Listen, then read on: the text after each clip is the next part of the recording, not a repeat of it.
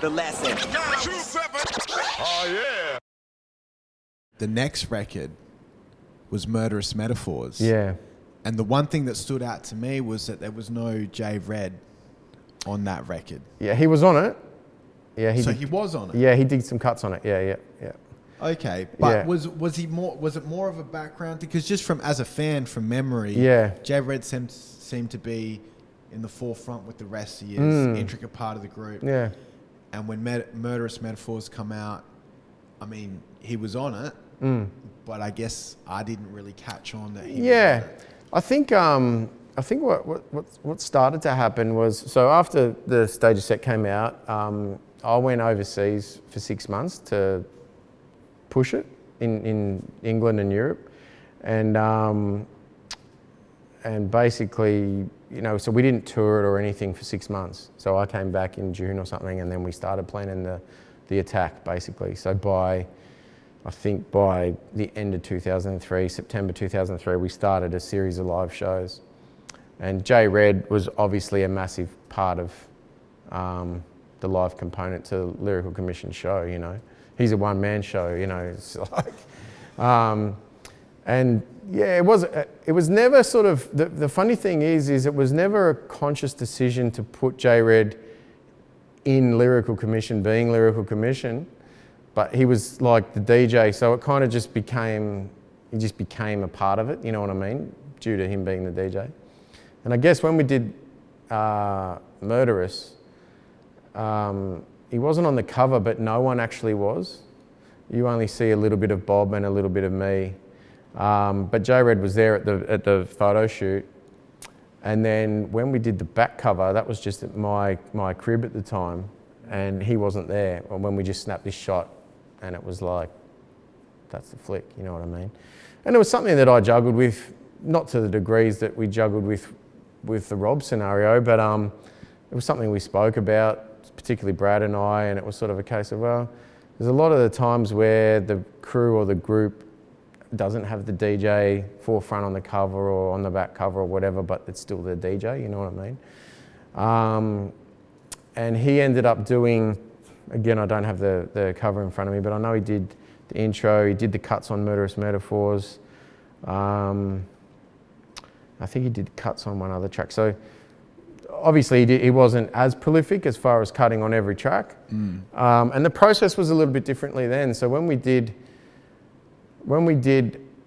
Stages set, we were all looking for cuts. So myself, Strut, Bobby Balance, Rob Nat, and J Red, and we would have sessions designated to cut nights ultimately.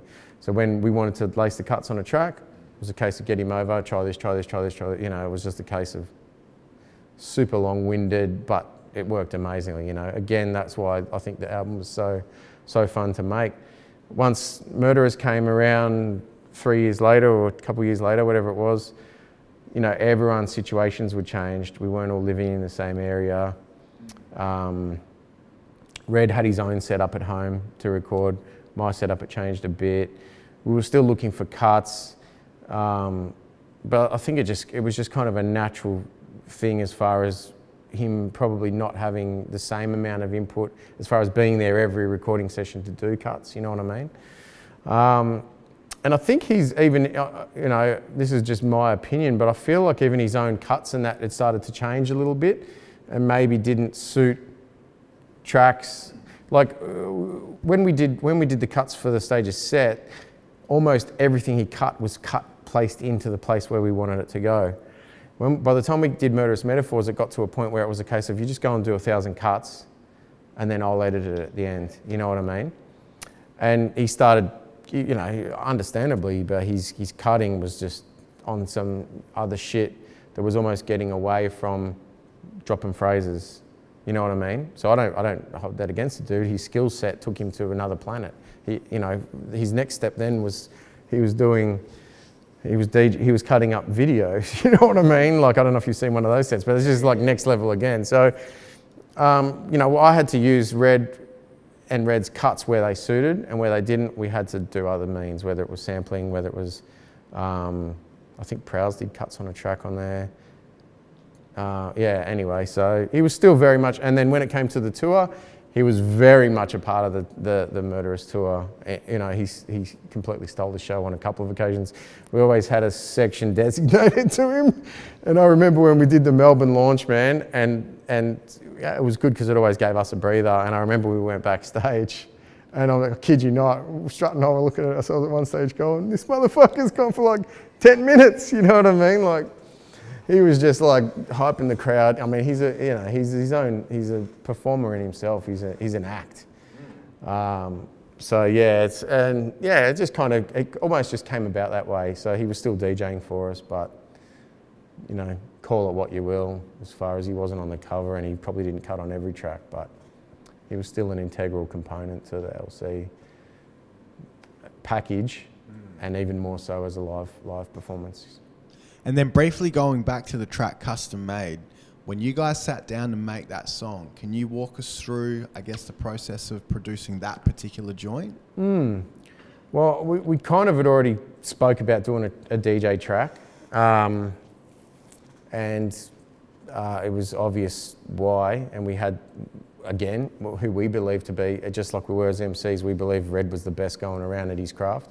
So it was a no-brainer to flex on that. Giving love to the DJ is something that I always think is well understated, particularly now more than ever, and probably was heading into the 2000s. Absolutely. But you know, that live component to our set is something that we always wanted to attempt to maintain, particularly as Lyrical Commission.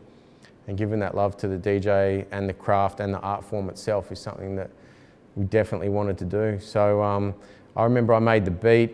I think we'd already spoken prior to the beat about the track itself. And once the beat went around, it was just a case of everyone crafting their verses about ready. And then again, we all dug for samples and cuts as far as the chorus sections. And yeah, he came over and recorded it. And I remember he had the little intro bit on a DVD. And I remember I had to hook a DVD player up, primitive as it was, my DVD player in the lounge room. I had to just go buy some extensions to play it in there and run the extension into the studio so we could watch the TV to see where the bit was and then play it and record the section that I wanted. So it was a primitive setup. It was my first time using a computer to record as well. Prior to that, we'd used digital 4-tracks and stuff, so I was still learning it, but it was good. The process was like so long-winded, it was amazing, but it was real cool, man, real cool. And then so the last, so Murderous Metaphors was 2005. Yes, yeah. We're in 2017 now. For that time, the number of people I've heard ask or request a Lyrical Commission reunion show. a 15-year or something, is it? Yeah. I mean, we chopped it up about it on the phone just the other day. I mean, look, I guess that it's a very prominent question amongst LC fans. The fans want to see it. I guess, is it ever going to happen? And if you feel it's not going to happen, why do you think it's not going to happen? I never say never to something like that, but I would strongly say that it's never going to happen. And the simple fact is that, you know, we all moved in different directions. Some of us stayed tight, semi-tight, friends, acquaintances for periods of time, and then some of us have gone on different paths altogether even since then. And just due to that, due to everyone's lives and where we're at with each other, I would say that it's most likely never going to happen. As we were having a little chat the other day, the opportunities arose or arisen a couple of times. One, a few years ago, a promoter in Melbourne was pretty keen to make it happen. And we all sat down for the first time. It was the first time that four of us, when I say four of us, myself, Strut, Bobby Balance and Red had got together. We went to a dumpling joint and it was cool, man. It was like old times, you know, and we spoke about it and we built on what that would entail and what the cost would be and where everyone would be happy with. And we sort of got back to them and, you know, we were kind of hoping to maybe make a doco to go with it at the same time. And, you know, it could be quite eventful, you know. But yeah, anyway, it never eventuated. So, you know. Yeah, but that's all cool. It's all cool. So I'm sorry to the fans out there that are, you know, still sitting there twirling their thumbs waiting to hear of a you know, a show date. But yeah, I don't think it'll ever happen, man.